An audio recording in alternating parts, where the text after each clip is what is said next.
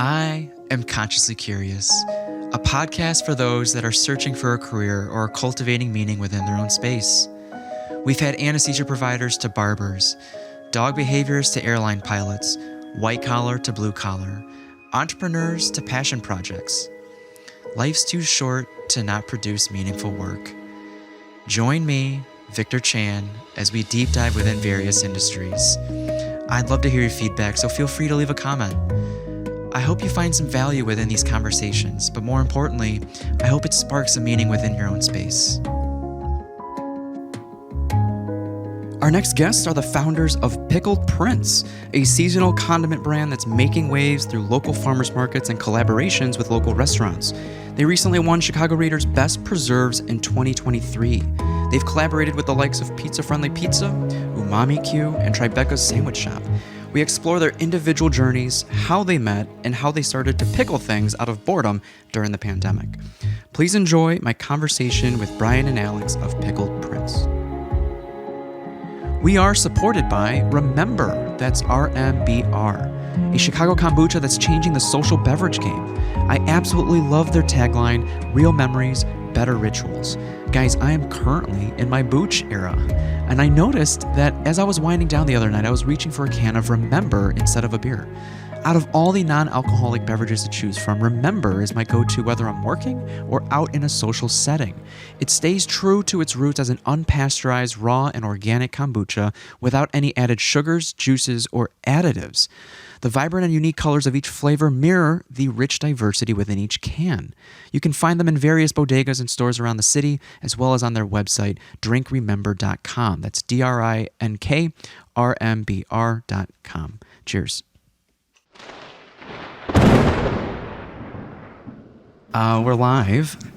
Mr. Brian, Alex, so good to see you guys. Thank you for having us. We're so excited to be here. You've been doing a lot of hustling, a lot of grinding, and in a short amount of time. Oh, yeah. Idle hands. What an honor to be in front of the Pickled Prince. The pleasure is all ours. And so, in addition to the farmers markets and the collaborations that you guys have done, I want to lay some foundation as far as like how we got here. If we really wanted to take it back, Alex and I go back to college, but Alex, like I really started paying attention to your work when you had pastries. Mm-hmm. And I'm like, Alex is doing her own thing, and she's like up to really cool things. And then I think I stopped seeing it for a little bit. Yeah.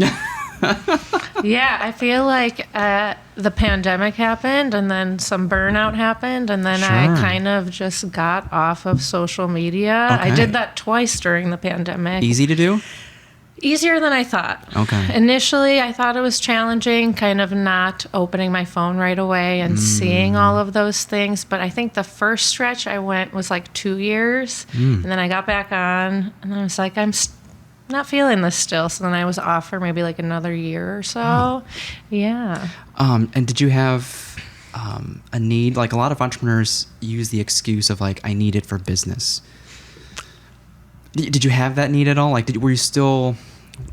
Could have there been an excuse to use social media? Definitely. Oh, okay. Yeah, I mean, I think that was the thing I struggled with the most when I got off, is not seeing other people's work either, and those things, but then also not posting anything that I'm doing at all, which is also like, I've built this up so much, not like so much, but enough where it's a lot of work to do that, and the vulnerability, and to put yourself out there and show your work all the time, to do that constantly and then go to zero. It's very strange. Right. So you both, and I didn't know you went to culinary school, but you're both like classically trained chefs. Is that the word? Yeah. And you've been surrounded by a lot of creativity, a lot of entrepreneurs, whether it's the creativity of brewing beer at Half Acre. After reading a couple articles, I totally forgot about Sunday Dinner Club, but Sunday Dinner Club was around for, 10 years? Even more than that. Yeah, right? Like, I think when I left, it was year 15 or 16 that it had been around. So I think I only first started hearing about it in the pandemic. Yeah. honey butter fried chicken. Yep.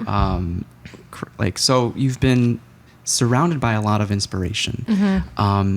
Looking back, even before, maybe even college or during college, did you feel like, does it make sense that you're now on this path of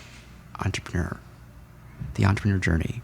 Like, did you have that itch in you to at least maybe being a creator? Maybe entrepreneur is kind of a different word, but to create. I would say entrepreneur, no, but creator, yes. Right? Okay. Yeah, it's interesting. Like, I went to school for kinesiology originally.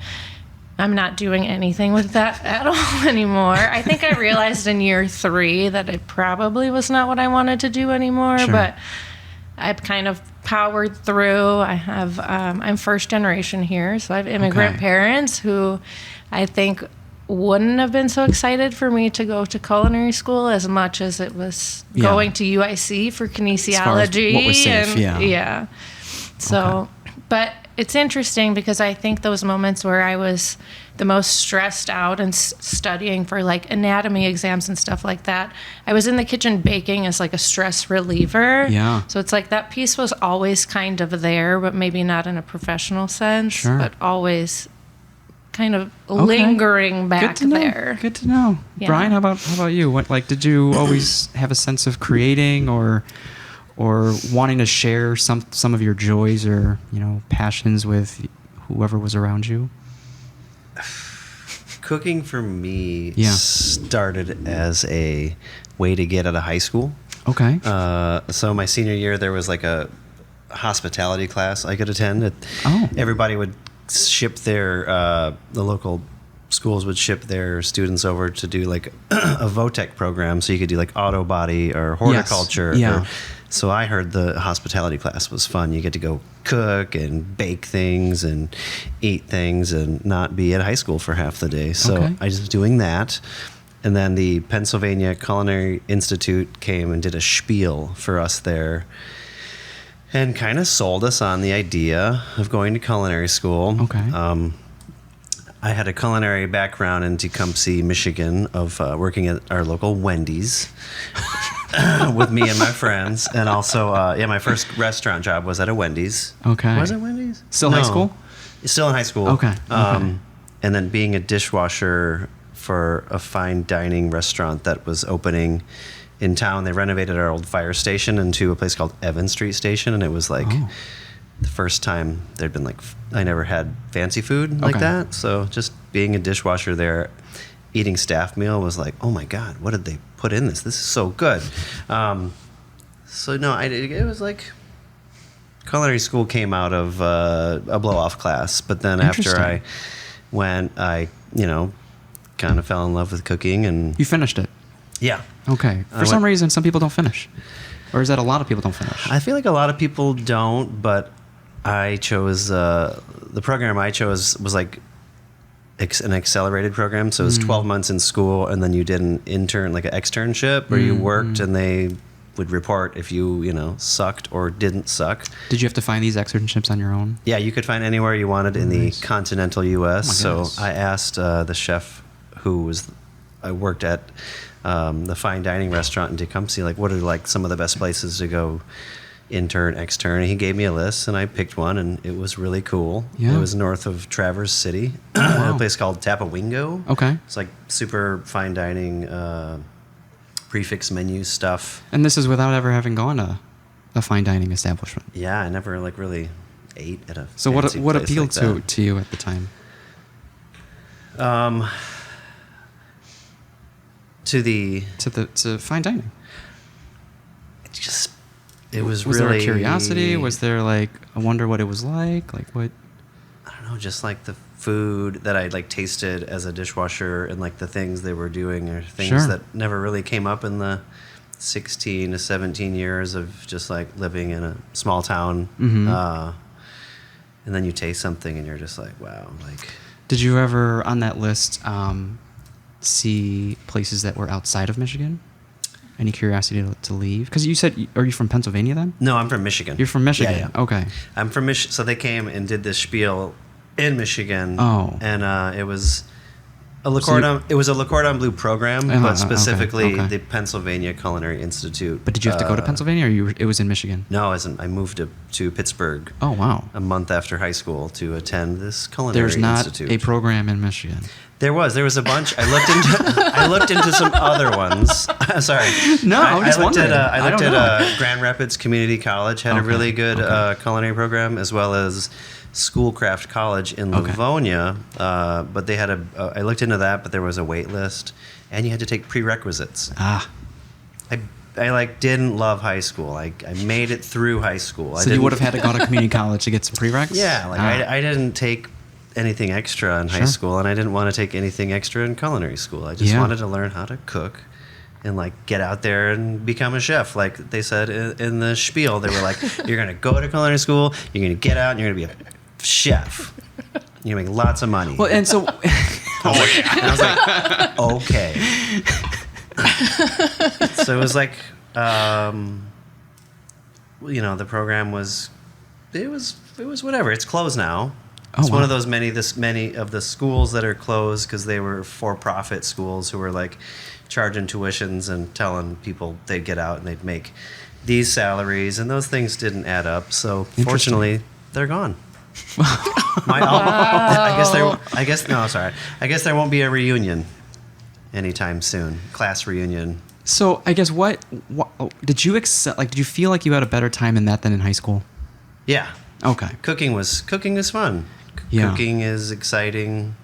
It's hands-on, and it's just a lot more fun than math and science. I have a friend that English. did it, and he wasn't happy with how rigorous or precise you have to be. It wasn't as romantic as he thought it would be. The culinary school. Yeah. He went to Kendall for a brief period of time.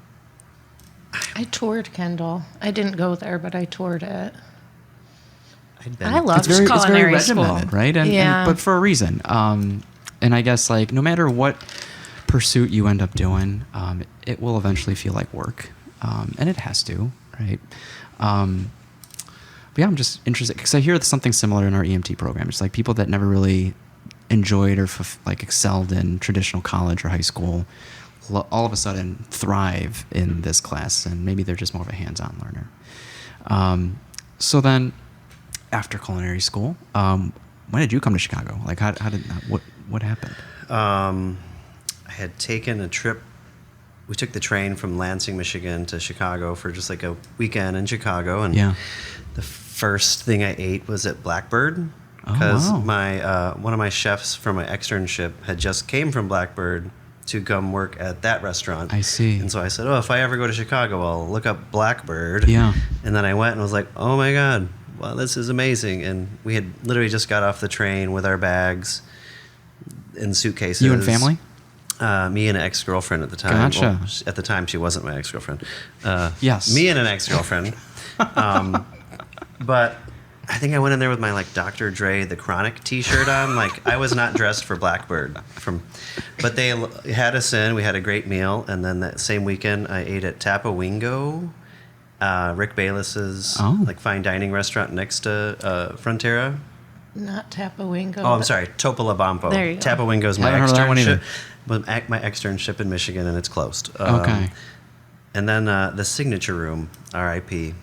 That was Hancock, right? Yeah, in the hotel, it was gotta go check out the view. So just that one weekend of eating in Chicago was made impression. Made a big impression, and when I was back in Michigan, I kind of reached the ceiling of places I wanted to work at in Michigan, and so I just came out here with a suit that I bought at JCPenney's for the intention of getting a cooking job in Chicago, and some resumes, and just started handing them out. Yeah. And found a job in Wheeling, Illinois. Oh, wow. Because I went to True downtown, and they said they weren't hiring, but they're opening a new restaurant in the suburbs. Okay. Rick Tremonto's Steak and Seafood. Oh, wow. So that's where I landed. Did you find a place to live first or a job first? I got the job first, and then I popped on roommates.com. Wow. And I found an apartment. Wow. With someone who shared the last name as me, but was not related. Okay. Just a foot in the door. You're very nomadic. You're very go with the flow. I just kind of just going with the flow. I didn't mean to like end up in Pittsburgh for cooking school. That's just where they said to go. But you're that open-minded. You're Yeah. like, let's do it. Let's do it. Pittsburgh, check. Let's go. But yeah, I started cooking in the suburbs. Okay. Yeah. What suburbs? Wheeling. Yeah. And then Bob Shin's. Yeah, down the street. Bob Actually, Chin's. we've been there twice now. I think just as an excuse. I'm like, hey, do you want to go see where I used to live? This apartment. Let's go to Bob Shin's. And then I ended up from there going to Highland Park. Nice, To okay. a place called Abigail's American Bistro. Okay. It's like the Ravinia train stop over Gotcha. there. Super cool place. I think they're actually just going on like a 10-year anniversary or something. wow. So, congratulations. Yeah. Abigail's American Bistro. And at what point did you come into the city, specifically to Half Acre?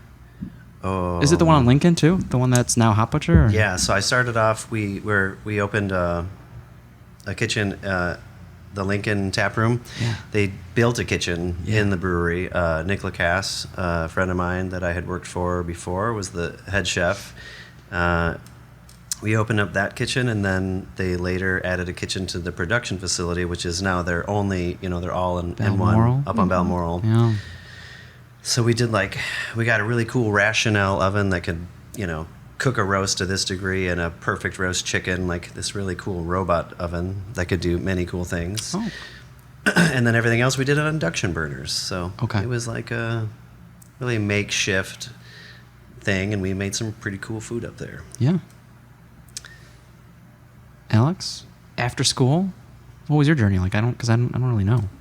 So I also did an internship in the city. I also Okay. went fine dining. Okay. So I was at Boca in Oh, their nice. pastry department. So I did my internship hours there, and then I stayed on and actually worked there for a little while as well. Do you know a Miss Anna Thorne? I do not. Oh, okay. I think she was like, I don't know about beverage director, but head bartender or something Okay. at Boca. And then she took the EMT class, so that's how I know. Oh, very Yeah. cool. Yeah, so that was in 2017, I think, is when I was there. So Okay. I don't know. Maybe. I was Okay. very timid and shy at that job. I didn't talk to a lot of people. So Okay. So in school, Yes. Did you? Is that where the seed was planted for pastries? I guess yes. So I couldn't decide when I went to tour. So I went to culinary school at College of DuPage in Glen Ellen. Okay. I went to community college for that. I couldn't decide if I wanted to do culinary arts or baking and pastry. So I actually did both degrees. Okay. Oh wow. It's not an elective. It's an actual it's a full blown degree. Oh, yes. Wow. So I have both of them just because I couldn't decide, because I love everything and just like the learning aspect of it. So I don't think you necessarily have to go to culinary school to be successful, but I feel like for me it was so beneficial to kind of learn the foundations in that way, and I don't know, be very involved in like the curriculum and stuff. So I also competed on the school's culinary competition team at There you my go. time there. So it was really busy. I was working at Honey Butter at the time, going to okay. school full time. That's a commute. I think Were I you was staying in the city or staying I in was the burbs? staying in the city, Oh, so wow. I was commuting 3 days a week out there, Sure. sometimes more depending on what was happening. Yeah.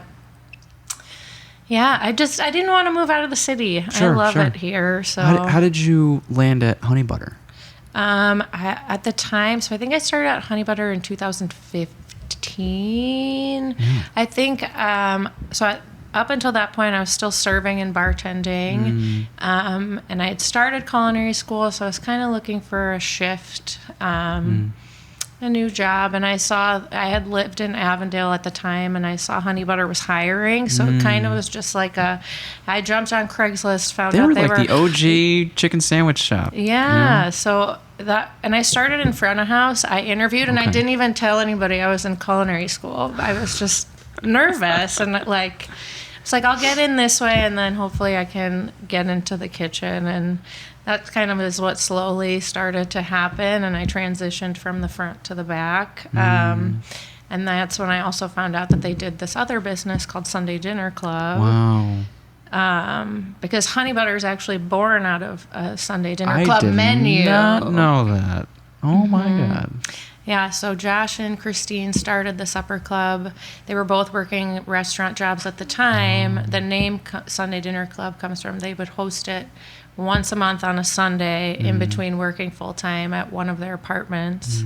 And, you know, it just slowly built from that. Yeah. And I think one of the menus had the chicken, I think it was like a corn cake on it and honey butter.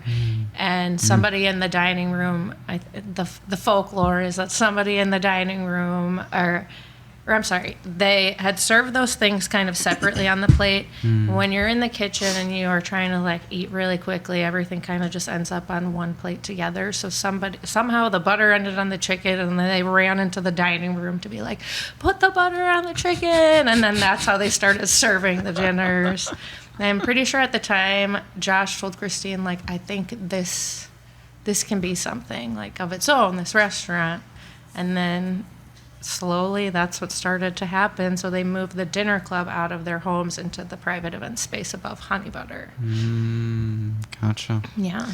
And this is a question for both of you. At what point in your journeys did you feel comfortable and confident in your set of skills?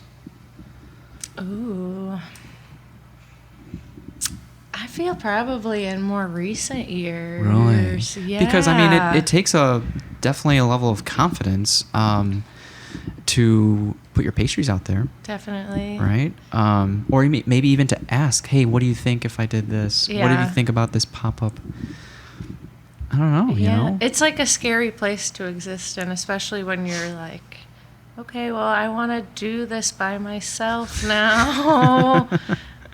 Like without the safety net. Yeah, so, yeah. I think in recent years probably where like the confidence comes from. Yeah. Definitely kind of taking a break, especially from like the social media and stuff of that. I feel like was helpful for me because I wasn't comparing what I was doing to other people. I feel like that comparison is like the thief of all joy, and kind of, you know, and it's because there's so many talented chefs here, so you just, you know what, want to be part of the conversation. So it's like, how do I make my style unique enough that I stand out a little bit? Yeah. When there's so much talent here. Like good, the concept of good is subjective. However, like how does more than average number of people deem something good? Is meaning like, is there some objectivity to it, to being good? Yeah, it's a good question. And you have to have a level of self-awareness if comparing is ruining it for you. However, keeping an eye of what is good out there gives you kind of a standard, but you know, we're all on our own journey as well, so you have your own standard to compare yourself to. It falls down to like the individual level, I think, of like, what is this doing to your mental state? 100%. 100%. Brian, as far as cooking, where in your journey did you feel good enough to maybe start experimenting or asking the executive chef, be like, hey, what did you think about this idea? Can we implement this idea? I feel like somewhere in that journey of being a sous chef where you're just like, you're like, when am I going to be an executive chef, or how do I get to be an executive chef? You're like, you're always trying to be like, do a tasting or make something to blow away your superior, maybe through or staff owner. meal. Like, are there opportunities to do that? Definitely. Okay. I would always take advantage of staff meal and try to make something, unless it was just like, you're running out of time, you feel like they're not going to appreciate whatever you make, so here's staff meal. But yeah, you know, like some days we could do that. Yeah. You could use that. I don't know why I'm thinking. I think I made a chili at Tremonto's once with a fregola instead of beans. That was impressive. To you or to the rest of the team? To me, which is something to remark on, right? It's just like, when is the last time you impressed yourself? When is someone going to use this fregola in dry storage? It's not on any menu item anymore. What is it? I don't even know what it is. What is it used for? It's like a toasted couscous. Yeah, Is that it's what like it a is? pasta, Okay. fregola sarda. Yeah. I would have never thought to put it in a chili, so that's interesting. Impressive, huh? But I guess, Alex is talking about like taking a break from social media. I feel like taking a break from everything, like during the pandemic, definitely helped to just put things in a perspective and just kind of slow down. And well, it's easy to forget, kind of lose yourself when you are on a line or when you're in a cog in a machine, and to some extent you're part of a greater whole, which, depending on how you operate, can be very fulfilling in and of itself. But I, through the podcast, have found that people want to pursue their own things, and it's easy to not make the time for that when you get caught up in the day to day. Yeah, like if you have a full-time job and you want to expand on an idea that could become a side hustle, if you don't ever have that time to embark on that journey, then like it will not happen. Right. Like you need to make time for these things or just continue cogging it up. Right. So how long were you at Half Acre then? About 5 years. Okay. So it was just a really great job. I love working with Chef Nick, and we just hired a great team. And like it was like a family, like front of the house, back of the house.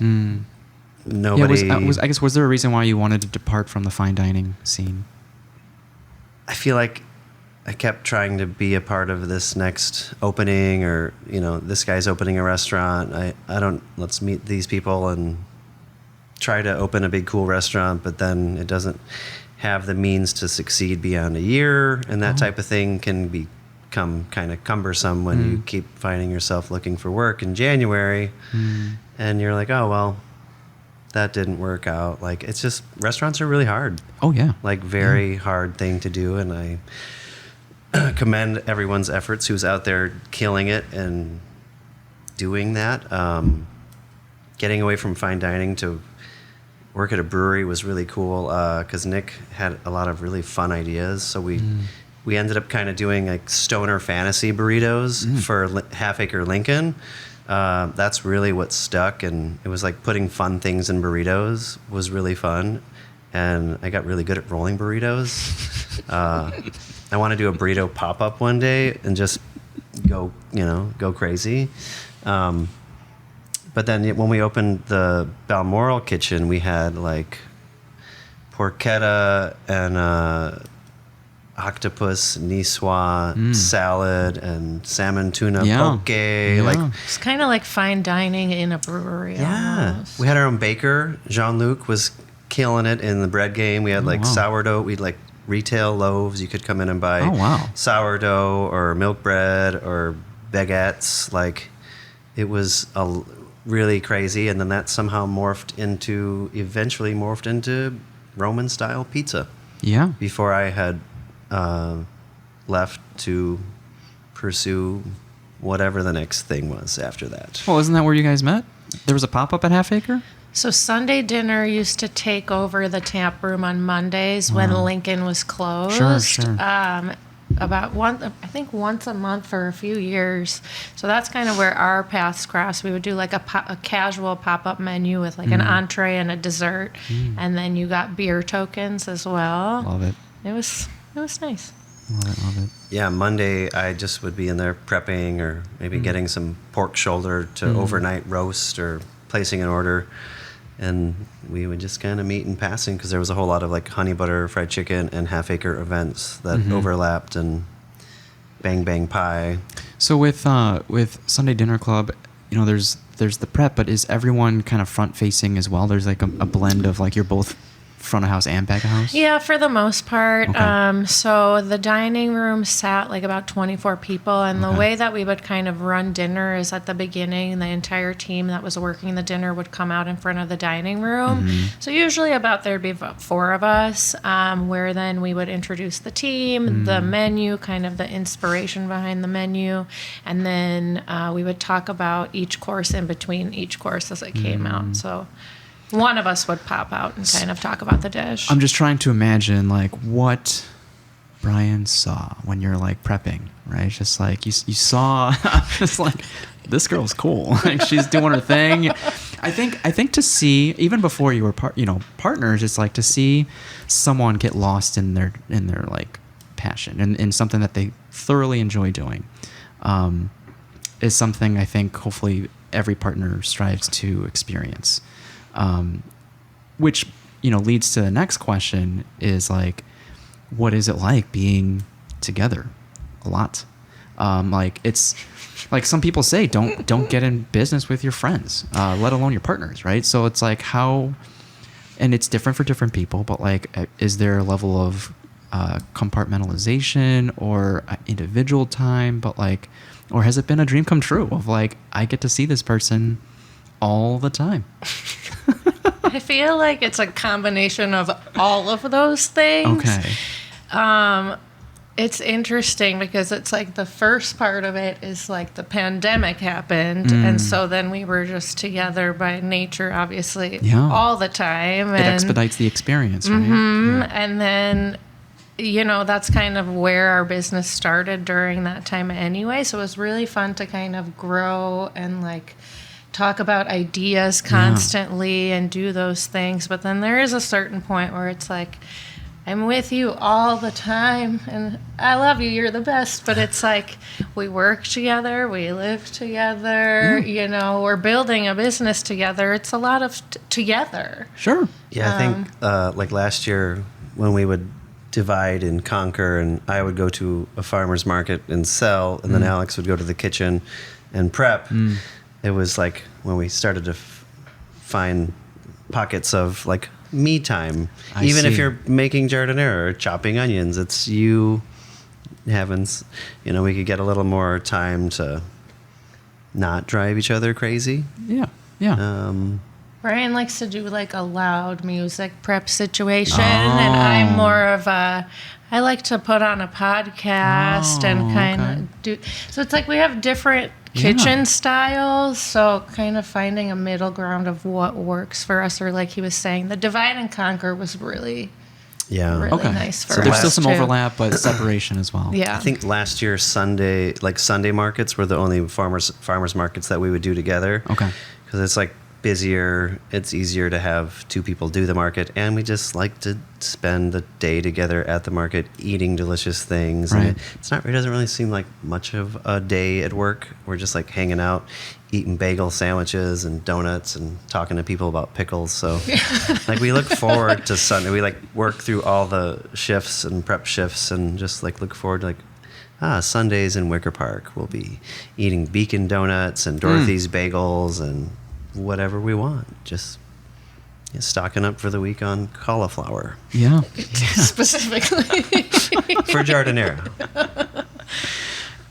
So take it back to, I guess, the beginning of the pandemic, March 2020, when, even maybe before March, of like, you hear rumors of like restaurants, like this thing might be coming over, and it's like, it could never happen to us. And it is happening to us, and restaurants are kind of shutting their doors, and job security isn't, there. So what was the mental state at that point? Were you just taking it day by day? Was there any planning going into this? I think we were just all kind of taking it day by day. I remember in the beginning, we were still running our cassoulet menu in March and doing things like just make sure all the doorknobs are wiped off, or like nobody knew at the time what was the right thing to do. So I think just kind of going with it, we started noticing that our attendance for dinners people were canceling a little bit more and more as we moved more into March.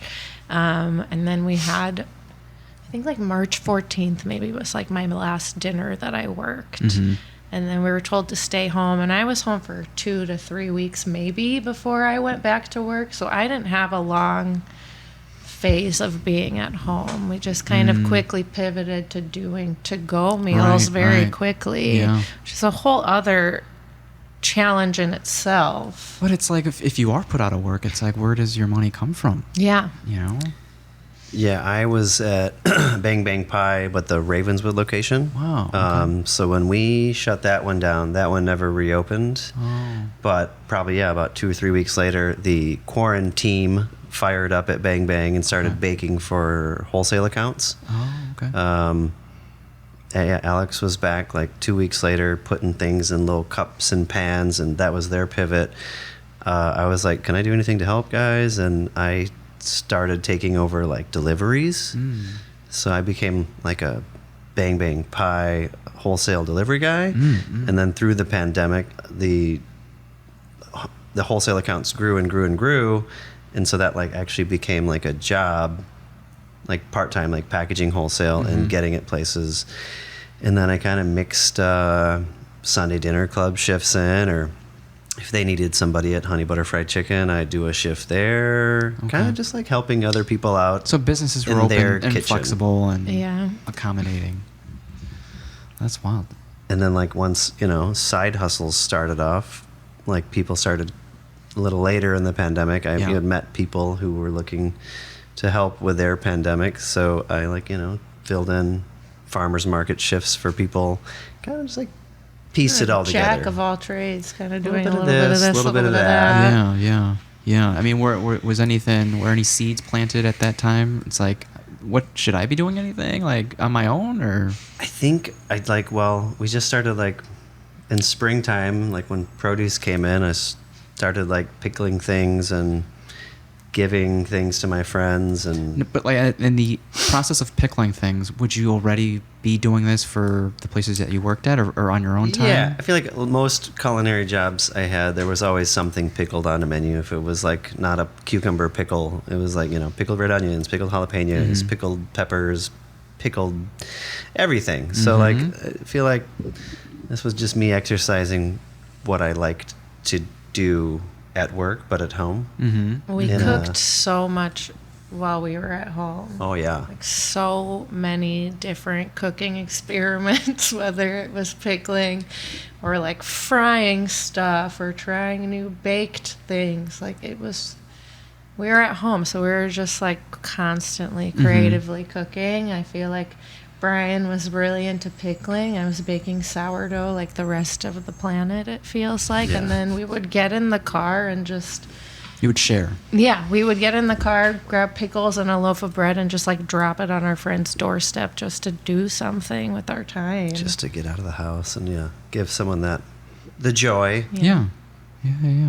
Sharing your food. And it was these friends that kind of encouraged you to start this entrepreneurial journey, this side hustle journey. I think once we got the pickles in the original pickles in a place that we really liked them, Sunday dinner also, on top of the to-go meals, we added a pantry element to our online ordering, so you could get pastas we liked, olive oils, balsamics and stuff. And then once we kind of figured out a little bit of the pickling, we plugged in Pickled Prince original pickles into the pantry, and that was the Jardinera.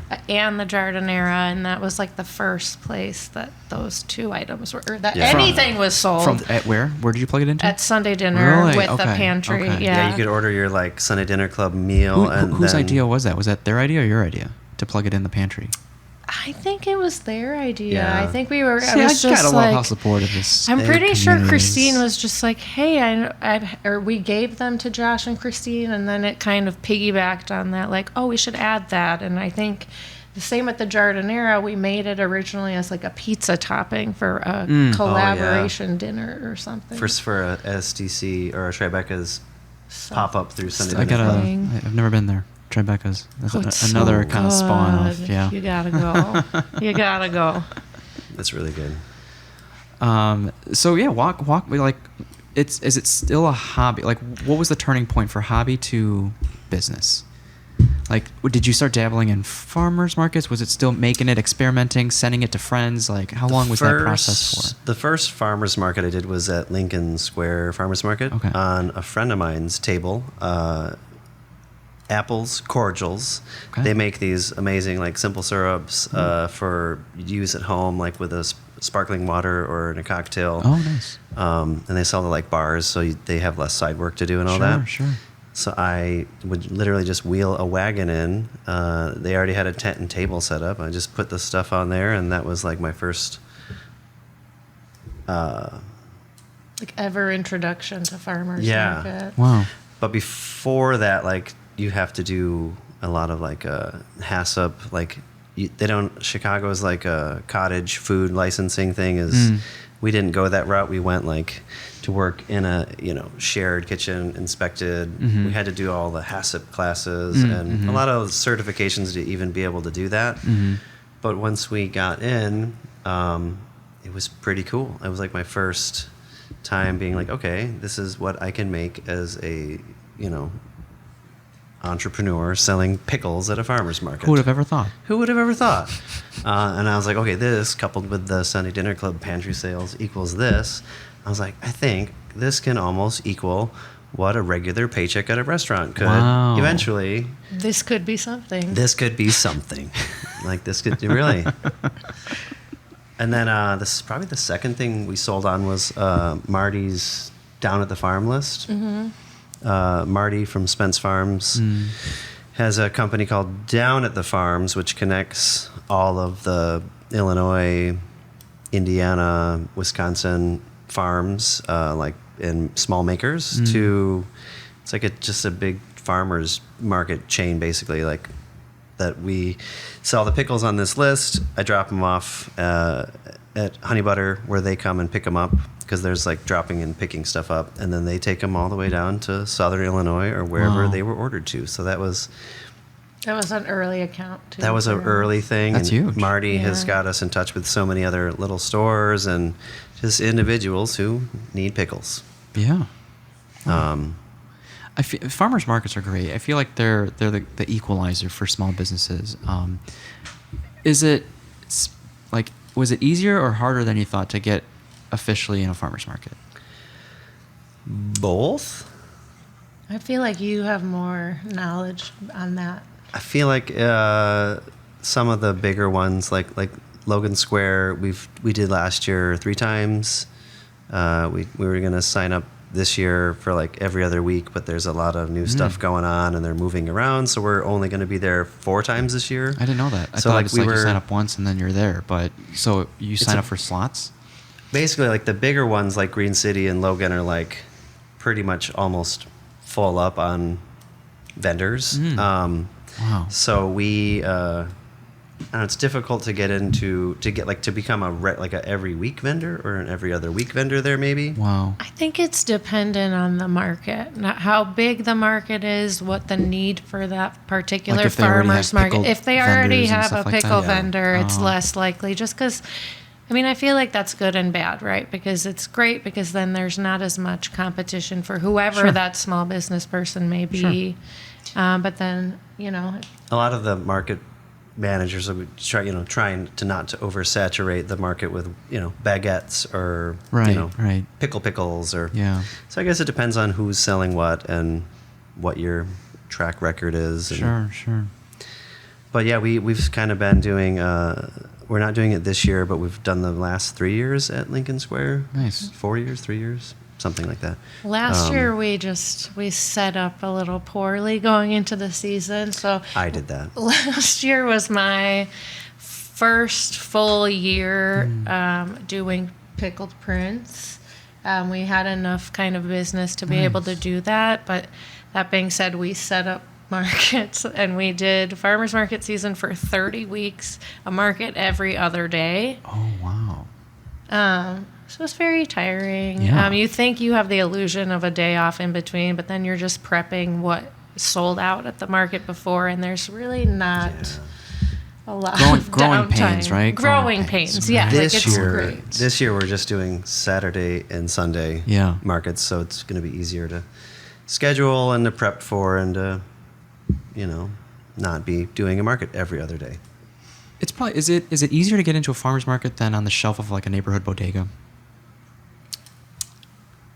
Oh. Ooh, I've never thought about that. I can see you guys at like L&M. We have some Oh, stuff you do it? at You're at L&M. L&M? We just got some- I mean, you're on Lincoln. It's like Lincoln right there, right? So it's just like, why not? It's our neighborhood. We like That's to our be newest account, actually. love We all over love Lincoln. it. Okay. Their sandwiches are so great, and there's Yeah. just a fun store to shop in, so it was really exciting. We went a couple weeks ago and saw all of our stuff on the shelf. It was very nice. So we're kind of at a pause with the stores right now because Okay. we're trying to find the right jars for the right labels. Okay. So right now we're trying to get away from like our DIY label system here. Okay. And the jars aren't in stock.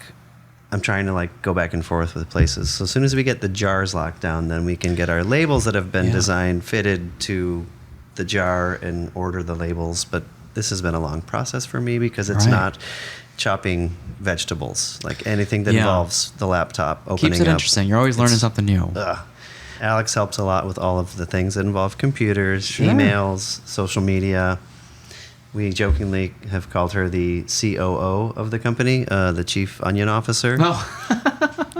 She's in charge of all the pickled onions, the onion jam, you name it. I get stuck with all the onion projects always. How do you avoid crying? It's interesting. I feel like I've just done it so much at this point. I also think a sharp knife, but I also feel like if there's if an onion is wanting you to cry, I feel like you're just gonna be crying. Sometimes those things like the sharp knife, I feel like don't actually do anything. I mean, if you can like open a door and set a big old fan by you and like blow the onion wind out the door, that could work. But like, I mean, who has that set up, you know? The onion chopping station with the big suction fan. Right. So between collaborations, let's say through pop-ups or placing your condiments on other food, and neighborhood bodegas, and then farmers markets, which one has really propelled the growth of Pickled Prince? If you had to pick one. I think probably the collaborations, right? Yeah, I think there's like a lot of like more eyes on collaborations, especially if it's like a company that has X amount of followers and then you post together and then everyone sees it. It's like, you know, more just more especially visibility. if you're working with good people too. Yeah. Right? Okay. That, but then like doing a lot of farmers markets has probably helped too, because we've basically done, I don't know, 6 or 7 different farmers markets. And right. At this point, do you have a favorite? We love Wicker Park. Okay. Wicker Park's great. Where is it? In the Six Corners, or where? No, it's not. It's in like the Wicker. I know where it is. Okay. The Wicker Park. Yeah. Wicker Park by Big Star, kind of. Where was Beacon at Lincoln Park? Beacon is at Lincoln Park. Okay. Oh, no, sorry. Beacon is at Wicker Park Farmers They're Market. at Wicker Park as well? Yeah. Okay. I forget. Okay. That's where we spend a third of our money every Sunday. Yeah. Getting those donuts. Yeah. They're really good. But yeah, Wicker's great. We try to always be near a farm friend of ours, so we're kind of by Los Rodriguez Farms and Dorothy's, getting their bagel sandwiches, and they make really great canelés. That was the setup last year. We'll see where we're at this year, but We'll see where It's kind of assigned to you? Mm-hmm. Okay. Tell me more. Like, how do you establish these? How have you established these partnerships with farmers? Because I know you there's an intention behind seasonality as well, right? I think Los Rodriguez Farms specifically, I met at Lincoln Square Farmers Market as like my first market I did, and just became friends with the family that runs it, and they just have great products, and you know, we support each other. When I'm like, this year I actually asked, I was like, could you plant like a whole field of just banana peppers? Because I'm using so many this year. So I got a lot of people growing extra things for me that I needed more of that I couldn't find last year. Yeah. But just kind of getting to know people and supporting them. I feel like we've met a lot of the farmers and people we collaborate with at the markets themselves. So like, just if we're not working one, we also go and like support the markets ourselves on a day off, or we buy most of the produce that we use in our products at the market when we're there, whether we pre-order it from somebody we already know or we're just walking around and it's like, oh, that's like the radishes recently, where we just are walking around and inspired by what we're seeing on the table, and then we kind of just start a conversation and it morphs from there. Aside from the cooking skills, like, has any of the experiences from your past lives carried over into now, whether it's the relationships that you cultivated with farmers or anything else? Yeah, I feel like Marty, the one Brian was talking about earlier, I worked with Marty a lot at my time during Sunday dinner, like ordering Okay. produce and things of that Right. nature. So then that relationship kind of carried over when the business started, and I feel like Yeah. just little things like that. Yeah. Yeah. I guess another kind of way to make it official is to start looking for start operating in a commercial kitchen space. What was that process like? Was it easy to get into one? Did you have options? We were fortunate to work with, we worked at Honey Butter Fried Chicken because they were closed on Mondays. Wow. For the look at start that. of the business. So to Oh, start, wow. to start up, we were housed there, and that was awesome. They let us. Yeah, because usually Get- this is an apartment thing. Yeah, These yeah, side yeah. hustles are born out of So apartments. that's the thing. We couldn't do it out of our apartment. Yeah. Right. And I'm glad Alex is glad that we didn't continue to start this out of the apartment because it gets a little funky with Right. fermentation and. Well, like part of the business, I guess not the actual food prep, but a lot of the rest of the business started in the apartment, like with, Sure. with the storage and getting more refrigerators to store inventory Wow, yeah. and, printing our labels, shrink banding them ourselves. And Were you shipping at this time or just hand delivering? Shipping, but minimally. minimal shipping. Yeah. Um, What about the logo? So our friend John Arrow, he is in Andersonville. I lived next door to him, became good friends with him, and when we kind of came up with the idea, I said, "This is the name, this is the idea," and he shot us. This was the first image, just that logo. Okay. And I was like, "Wow, you made me look like a prince." Awesome. And then he did the pickle. He made me a pickle prince. So it was awesome. I just kind of asked, and I received a bunch of dope art, and we are very fortunate that John lets us pay him in pickles. Awesome. He's worth so much more, but he loves our pickles. So we just, whenever he needs a drop, we'll come by with a box. And then, it's like when we have an idea for like a hot sauce or a pickle, I think these are just... Yeah, these. This was for a hot sauce we did. I was like, "Hey, John, can you draw like a flamin' tomatillo thing?" Or I don't even know what I asked him for. And then he drew that, and I was like, "Yeah, that's it. That's the one." So it's really cool. He's done some sculptures, and he does really cool sculptures. But if you're ever at Ravenswood and Berteau, there's a statue he did called Blind Love there. Okay. And he had extra material after he made this sculpture, so that's where we got our pickle sculpture made. Because he made Is that us near Spacco? Yeah. Spaccanapoli? It's like just a couple blocks south of there. South? Okay. Gotcha. It's right in front of the Deegan building. It's like Okay. the Ravenswood Chamber uses that, I think. Okay. But Yeah. If you do a little scrolling on Instagram, you can find the pickle. Yeah, he's on there. And but John is a super talented guy, and he's you can find a lot of his art at like local businesses and things he's done for like people in Andersonville.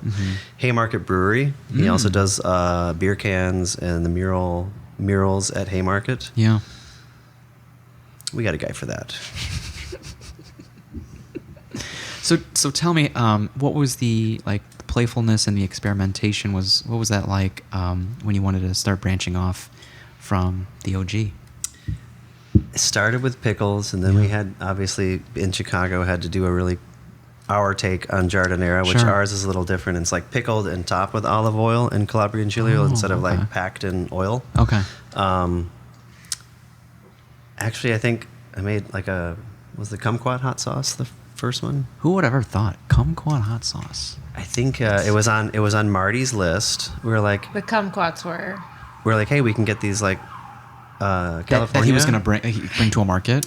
Yeah. Well, we buy them, and then he drops them off at Honey Butter for us. So, how convenient is that? Okay. I can get all this local Illinois produce, or even California citrus, Yeah. some farm eggs, all together in one box. Yeah. I think I started making hot sauce, and I put some in whatever random bottle I had in the cupboard. But then for Christmas, Alex's brother got me a box of bottles and a funnel, and that just was it. I was like, whoa, I can just put for making sauce. Yeah, Like you're just like, I was like, this is it. I put the sauce in a bottle and I put a shrink wrap on it, and that's a hot sauce. Well, when hot sauce started too, it was funny because we still have some of the original bottles, but it was like habanero number 1, habanero number 2. Like they didn't have any rhyme or reason or like a ton of creativity quite yet to them. It was just like habanero. Would you write number. down what went into it? 1, 2, 3? Oh yeah, yeah, right. Okay. But what I did with those, I don't know. Probably in a big stack of papers somewhere. But yeah, like just making sauce got really fun. So the inspo came from what you had in front of you, or did you ever seek out like additional? In this, like I think it was probably like winter when we started toying around. Like that's why it was like only habanero hot sauces, because like it's what you could get at Restaurant Depot. Oh. But like in the spring, in the summer, like when pepper season's going, like it's really fun to see like who's growing what. And like we do a watermelon ghost hot sauce at the end of the season. That's we wait until the watermelon's perfect and like only make it then, and when it's gone. But people really have grown fond of that sauce. So we just finally. I love that. I love the impermanence of seasonality.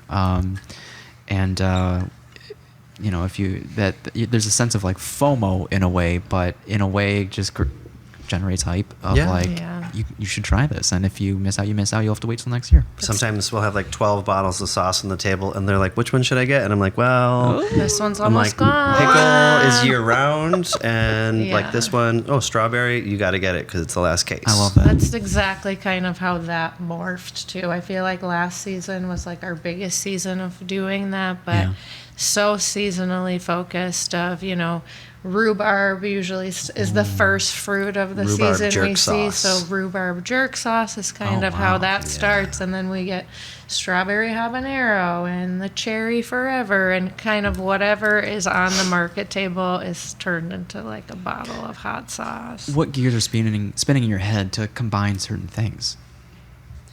Curiosity. Yes. Sometimes you just look at the colors of things and you're like, that's got to work. Yeah. Yellow plus kind of orange plus yellow. I think this is going to be good. There's no base structure, or it'll be a lot of talking at each other of, but what about this? Oh, wait, but what about this? Yeah. And then it's a lot of back and forth, and then it's either like, okay, we've collaborated to this conclusion, or like, no, my base idea where I want to pair this with this is the one. How many have not worked? I think hot sauce wise, we've been pretty successful. In the pickle trials in the beginning, when we were working on fermentation, there was fermentation was fickle in the beginning. Okay. Hot sauces have all mainly hit. I feel like there was just like maybe one.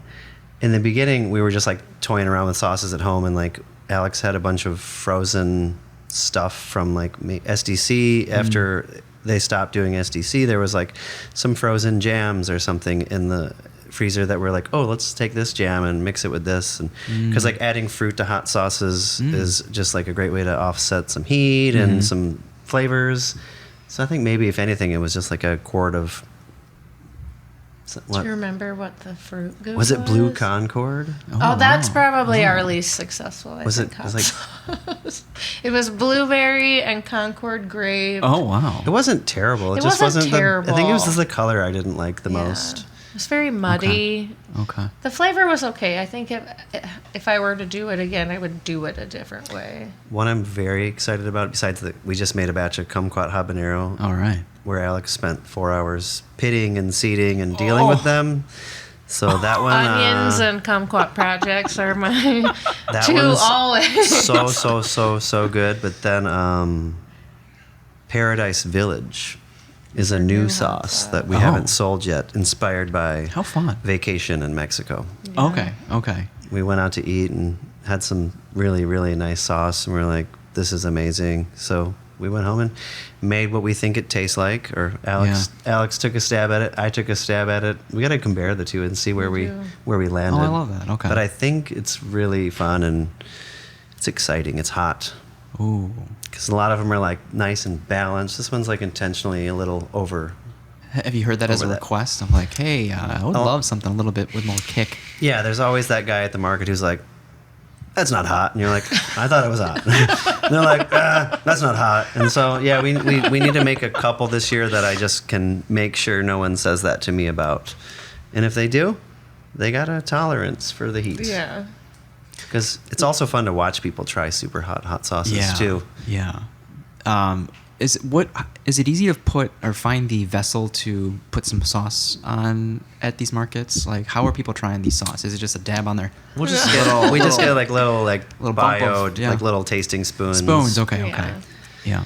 Sometimes people are shocked. They're like, "Oh, you want me to just try the hot sauce straight? I'm You like, don't have any chips?" I'm no. like, listen, my budget doesn't afford a bag of chips for each market, or let me slice you a cucumber slice. Like, let me get some jicama, a nice jicama. It'd be nice of me to do that, but maybe in the future. Yeah, okay. It's not a good future. I see. So yeah, talk to me about the commercial. So after Honey Butter Fried Chicken, commercial kitchen space. So we found a place on the north side that a friend of ours was renting. Okay. It's literally like big enough for like 3 companies to exist out of. So it's full.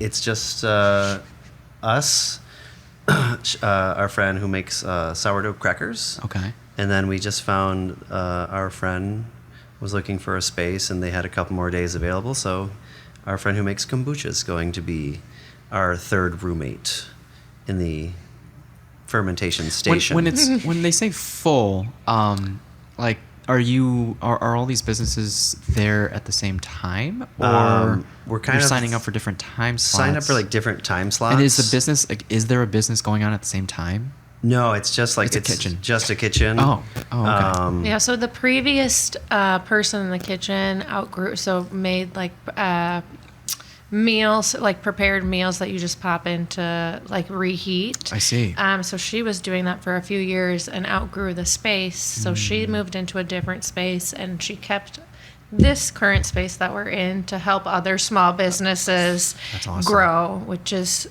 really amazing, because we were at a point end of last year, looking for our own space. Yeah. And it was so challenging. I guess at that point, did you feel like you were stepping on toes at Honey Butter, or like what's the need to go on your own? We outgrew the space, like as far as I guess storage space where we were able to keep everything. And then it just so happened that in the past few weeks that Honey Butter ended up opening 7 days when they were previously open 6. So we got out like kind of just in time where that wouldn't hinder our production, but. The main thing is we just needed more space to produce and kind of spread out. Did not even know that. So like when a small business or a startup is considering a commercial kitchen, a shared commercial kitchen space, in addition to cost, what are some other considerations that one should look out for? Because the storage threw me off or surprised me, right? So like what were some things that you were looking for or you thought you wished you looked for? I think, that's probably the number one. And probably, if it's a shared space, obviously when you can't operate in the space, setting up kind of like our health inspections and making sure that we have all the equipment used to produce, because we use jars, so we have to sanitize the jars ahead of time. So just things of that nature. Yeah. Yeah, I don't know. I've never visited the hatchery, but I get the sense that they're also kind of an incubator as well. Yeah. In the sense of like they try to provide resources and education to, if you wanted to get your own space one day, even after this shared kitchen space, they would help you do that. Yeah, we've got some friends that work out of there, and it seems like the programs they have in place for like helping build up small businesses and show them exactly what they need to be doing, so they don't, go out there and get something on the shelves without doing A, B, or C and have to take it all off the shelves. Right. But yeah, they seem like they're doing a good job of all that over there. I haven't even been in. I haven't stepped foot in there. I want to go check it out and see some of my friends operating over there. Yeah, yeah. I worked with people out of like Kitchen Chicago. We even did like some R&D for Half Acre out of Kitchen Chicago on the west side. Mm-hmm. But yeah, it's it's so cool to see someone live out their dream. I got to catch up with Professor Pizza yesterday. Oh, really? Yeah, and I think it was their opening this weekend. And I remember hearing his story from his apartment and how his apartment would be filled with smoke from cooking pizzas to so many iterations, from working out of Hermosa for a little bit to the Ghost Kitchen in Humboldt Park. He was at Full Shilling in Wrigley. To a rooftop bar in West Loop, Teto. Oh, yeah. I didn't even realize there were so many. There were so many iterations in such a short amount of time. Yeah. And he finally has a home. To see his logo on the front, or like when you sign up to be a member of the 50/50 group, his logo is there. That's awesome. That's so cool. He has family photos all over the place, and it just gets better from there. So, I guess what do you have long-term goals of Pickled Prince? I would like to do like more stores, get into more stores for next year once I get all this packaging stuff figured out. Yeah. Just to kind of keep growing and get more things into stores and have more people experience it. And because I think you would agree. Are you living, quote unquote, the dream right now? Living life on your own terms. I think, yeah. I feel like being able to make our own schedule, and if I don't want to sell to this store or sell at this market, I don't have to do that. Yeah. In the beginning, we were like, we didn't have that. We weren't established, so I was just like, all right, I'll do any market that I can get into. Right. But now it's like nice to have the options. Yeah, we were talking about this yesterday, actually. The luxury of being able to say no. I feel like in the beginning, because we were growing everything, we said yes to everything, and that gets so draining. But now kind of being able to pick and choose as certain parts of the business keep growing, that's been really nice.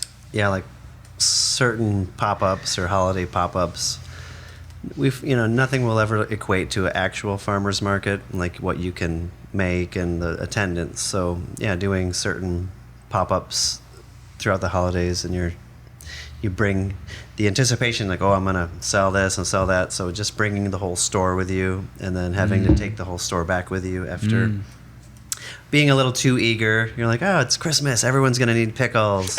It's weird, like pickles don't Specifically for Christmas. Specifically, refrigerated pickles don't sell as much as in the cold season. People don't want to buy pickles as much as they do like during the summer. Yeah. In the like, winter, it's all about sauce. hot sauce. Like we'll sell gift sets and Hot just sauce is fun. bottles of hot sauce, like so many more. Yeah.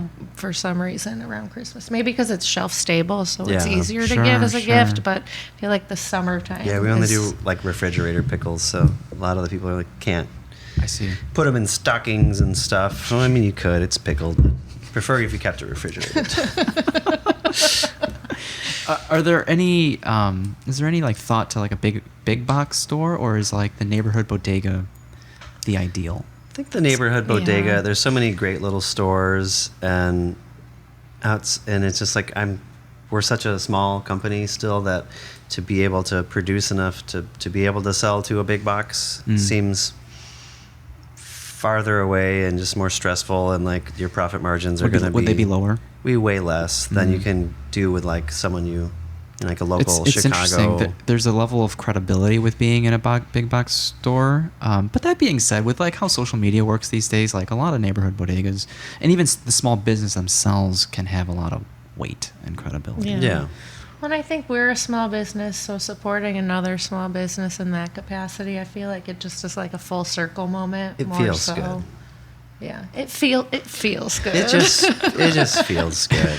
I can go to sleep at night. Yes. I don't know. I feel like just like Josh and Christine, when they talked about like when they used to sell granola bars at Green City or selling them to Whole Foods. They sold them to Whole Foods. Just when they told me about the markups and the margins of that, I was like, okay, I don't think I can ever sell a pickle jar to Whole Foods. But we also kind of had that conversation. So recently we went to go visit the brinery in Michigan. That was cool. And David, the founder behind that, was telling us about how he distributes to like Whole Foods and stuff too. And it just like... But it goes to a distributor first, and then the distributor takes it to Whole Foods. So it's like it's slowly getting more and more marked up. Because there's more links to the chain. Correct. Right? Yeah. Everyone needs a piece of the pie. Yeah, it'd be great to just, I'm sure that there's a level to Yeah. that, right? And like, I guess at what level do you start positioning or pivoting to a production line rather than hand, I want to look into that for, like, I feel like maybe not something like our pickles or jardinera, because there's a lot of going on in those processes. Yeah. But maybe something simpler like maybe your friends at the brewery can a help hot you sauce. too. Yeah. But like a friend of mine works at a company that does like batched stuff, so I want to kind of look into that and see what it would take to have someone make one of my hot sauces, and like what's my price, and I'm gonna look into that. Yeah. It's worth looking into. Like, so we can be like, I can continue chopping pickles while someone's making the sauce, and I'll just go pick it up and, hey. Right, like you start that next like before that co-packers. next level, thinking about the specific task and what the hourly rate of that task is. Yeah. Like what should it cost to can? And it gets lower and lower the more you actually can or bottle, versus chopping. And sometimes there's inherent joy in chopping. So like, you pros and cons, I guess. Yeah, I think it'll be something to behold. Yeah. I'm excited to find out. At the moment, what are some growing pains? Well, I guess we are... I'm like trying to think about this, but there's like a lot of different things. The biggest one that's coming to mind right now is this summer is going to be a kind of our biggest divide and conquer of all. Truly. So I actually accepted a chef position in Michigan. What? 'Cause we're not busy enough. No, I had I had a chance at an opportunity for like my dream job. Sure. And so I'm gonna be spending a lot of my time in Michigan this summer. So Are you going back to pastries? no. Oh, you're chefing. I'm chefing. Oh, okay. Well, I feel like it's interesting because I feel like a lot of that I've put out into the universe is like pastry related things, because I was like very hyper focused on that aspect and learning that. So this is in a different way, kind of channeling more of that savory chef energy, I think, that I have. It is a chef position at Greene Farm in Three Oaks, Michigan. What's the drive from here? An hour and a half. That's not bad at all. It's not bad. The job is on a farm, so you can't be any more farm to table than like it being right behind the greenhouse where the dinner is served. Okay. Are the people picking their own dinners? Not yet. No, maybe. Maybe gotta at pay some extra point. for that. I did that in my cooking class in Florence. Yeah. Did you Nice. like it? Yeah, it was fun. Yeah. I mean, so the whole idea of like farm to table and coming out to speak with the guests, it's Yeah.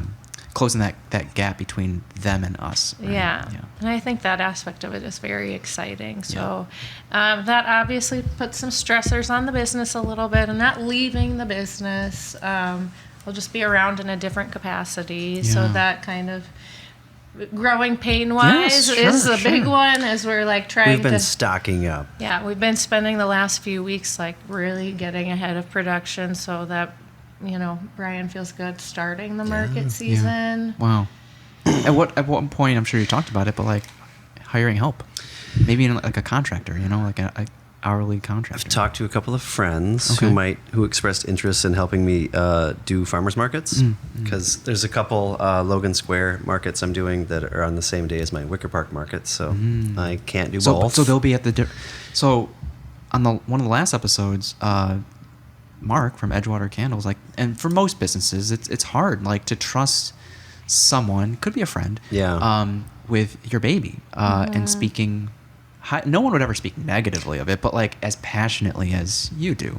So one of the guys I talked to about doing it, jokingly, he was one of the original members of the Jelly of the Month Club. During the pandemic, Alex is making like a jam every month, and we jokingly were calling it the Jelly of the Month. It only lasted like 6 months, but he would hit me up every month and be like, "Yo, what's up? Is the new jelly ready?" And like also just like buying all of our stuff. So yeah, I don't think I could ever trust someone who isn't someone I've known for a while. Yeah. I don't feel trustful enough to hire just any person to go take all my stuff and sell it and have my login info and the ability to transfer that money. You know, it's kind of scary. Yes. So I'm going to have some friends help with some markets and some trial periods. Some trial periods. Yeah. We got some other friends who are available to help jar and chop. Like I said, my new kitchen roommate and I talked about trading labor this year. So I would help him bottle his kombucha, and he'd help me bottle some pickles. And he's got a really nice culinary resume, so I trust him to put pickles in a jar. But I think we're going to mix. I'm going to do like some bartering labor with one friend and hire some friends to put their game face on and go sell this stuff. I feel like the possibilities are limitless with what you could create. I saw a comment on, I don't know if it was a recent post, but someone asked if you make Bloody Mary mix, and you do. I'm like, I do. We make a lot of that. Who would have ever thought? We do. We love the Bloody Mary with lots mix. of pickle juice in it. Shocking. We're actually going to Glencoe today to Honey Butter they're doing like a PR thing with some, I don't remember what, but we're going to like do our Bloody Marys with their fried chicken, because that's how they serve it, like with our pickle and a little chicken skewer on there. So we're going to go pour a bunch of those things up later tonight and do that. But yeah, it's my goal by the end of the year to have... Can you convince Half Acre to make a pickle beer? I can try. The one at Mars is pretty good. Yeah. Oh, yeah. Yeah, I don't know. Maybe I should bring him some pickle juice and we can get something going. Yeah, it'd have to be brewed with like OG pickling liquid. Oh. I've talked about fermenting some pickles with some like beer like wort. Okay. So I mean like a daisy cutter fermented pickle. Oh, okay. That could be cool. Yeah. I just need to put my money where my mouth is. I'm curious how many people do this. Feel good about or feel okay drinking pickle juice. I think a lot. A lot more than you think, right? A lot more than you think. Yeah. I might bring a couple jars to sell this year because people asked me for it last year and I didn't have it. So then when I did bring a couple, I had a couple takers. I also talked to a friend who's like, what's it, the ultimate frisbee? Is that a thing? Ultimate frisbee is a thing. Frolfing? Frisbee golf? Frolfing, frisbee golf. Or disc golf, yeah. I feel like just going to these sporting events with pickle juice with a nice label on it sells itself. For the electrolytes. Yeah. What you mean. What about pickle kombucha? That's something we probably should experiment with this year. When we went to the brinery in Ann Arbor, we got some dill pickle sauerkraut that was really awesome. Okay. We literally got like 8 different types of sauerkraut, and it was very exciting to go see how they're doing things. And then we brought them some goodies, and then we left with so many cool sauerkrauts and their sriracha, and we found the new kombucha company we like too. We also participated in a pickle party earlier this year where somebody brewed. That was fun. I don't know enough about Fermented. the process of a mead, but they had a dill pickle mead. Oh, yeah. It was interesting. That's very interesting. Mead is not traditionally tart or anything like that, so that's interesting. I kept putting it down and forgetting that that's what I was drinking, so every time I took a sip, I was like, what is this? That was neat. Is there anything we haven't talked about or something that you want to share? Things that you've been on your mind? I feel like we covered a pretty wide range of topics. I feel like we covered a pretty good range of right? topics. Like, is there any like dreams to set up your own brick and mortar or like a front-facing store? I think those dreams have been crushed of just like going on the website looking for a place to rent to do anything in the city. Like, do you guys know Funeral Potatoes? Yeah. Yeah, that's been a dream. I hope to see it one day. I hope to see it one day too. We were excited to see him at the Salt Shed this year. Yeah. That was awesome. So many fun dining options over there. But I don't know, like it's just things just get so much more expensive. And also we have grown accustomed to not having a schedule and not being like tied to what Google says I'm doing. Well, maybe by then you'll have a team. Yeah. Having a team would be cool. And to have someone to sell. The dream would not be crushed then. Oh, yeah. I guess if I had a team to do my bidding. Team or home base, right? Yeah. Depending on how you look at it. I mean, it's really cool to be dispersed or distributed or like spread out amongst the city. I don't know, but some people, there's something to be said about a home base.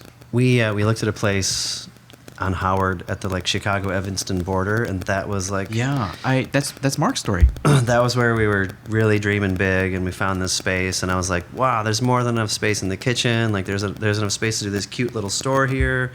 But then like the zoning didn't match up to what we wanted to do, and then it kind of just like they found a live workspace in Evanston. Nice. Yeah, that was their like second iteration. It's just it's a difficult process, and I mean, it just kind of morphs, kind of. We have an idea and we talk about that being the end goal, and then it changes. It's never 100% spot on, yeah, but it provides a target to reach. Yeah. Damn, awesome. Is that it, guys? Anything else you want to share? Where can people find you if there's nothing else? The website's always up. It's not always stocked with everything we have, but like the core stuff is on the website at www.pickledprince.com. Mm-hmm. If you don't see anything, you can email at what'sthedeal@pickledprince.com. Totally. What else? Village Farm Stand in Evanston carries a ton of our stuff. I love their farmers market, or I love the Evanston farmers market. I wanted to try to do that this year, but again, lack of more than two of us or one of us right now, because it's a Saturday market. It's early, yeah. But we're kind of growing the stores that we're in, and but keeping it simple market wise with Wicker Park Market, Lincoln Park High School Market at Armitage and Halstead there. Mm-hmm. It's great because you don't have to fight the crowds at Green City. You can just come directly and get our pickles and all of the other great vendors we have there. And then, we're popping up at Logan June, I think 2 days in June, 1 day in July, 1 day in August. I haven't been to all of them, so which one is the biggest? Is Logan the biggest then? Or? Of the three of them? Logan, I would say that one. Logan and Green City. Okay. And is Green City in West Loop, or where's Green City? Green City is at the Lincoln Park Zoo. Oh, okay. Gotcha. So, I was thinking about trying to double down and do Lincoln Park High School and do that this year, but then we're just got a lot going on. Yeah, That's we got awesome. a lot going on. And the Lincoln Park High School market, it's my third year doing it, I think. Third year. Mm-hmm. Yeah, we love that market. There's so many great vendors. And it's grown a lot since he started. A ton. It. There's like a ton more vendors at this point. Are pastries ever coming back?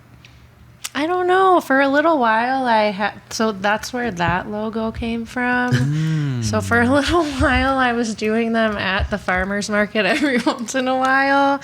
And Brian reached out to John and was like, what if you make Alex's a Little Debbie? So that's where that came from. And as a joke, we call them Big Al's Delights. Big Al's Delights. We did like the Cosmic Brownie. She did her gluten-free chocolate cake. Oh, wow. Amazing Cosmic Brownie. Yeah. We did. I love the bundt cakes. Mini rainbow bundt cakes. The whoopie pies. We did whoopie pies randomly too. people would be like, "Hi, do you have those whoopie pies today?" And I was like, "No, I don't. I'm sorry. Like I haven't had them in like 3 years." But Alex would bring like whatever she felt like making and slap her sticker on there and made a lot of people's days. I would say never for pastries, because I still love making and eating pastries. But with the shortbreads, I love the shortbreads. So trying we'll to think. Puppy chow. They were like, "You have puppy chow?" And I was like, "Yeah, because it rules." It does. It's like, where else can you get puppy chow? That's why we're doing it.